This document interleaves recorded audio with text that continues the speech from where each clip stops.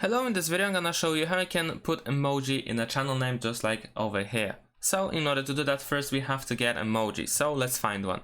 And for that you can use any website that has a list of emojis. You can Google a list of emojis and then you will find a bunch of them.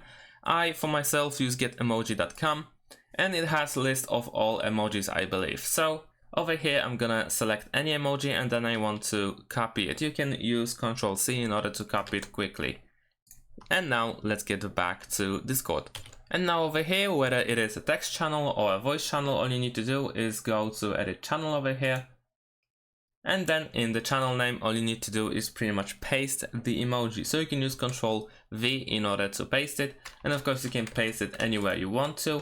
And with voice channels, you can even separate it with a space. However, in terms of the text channel, you cannot really separate them with space. Instead of space, you get this minus sign.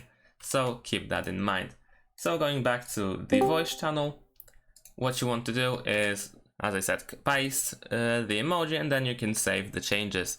And now if you go back, you will see that the voice channel has an emoji in its name. And that's it. Thanks for watching. Leave a like and subscribe to my channel and see you in my next videos. Bye.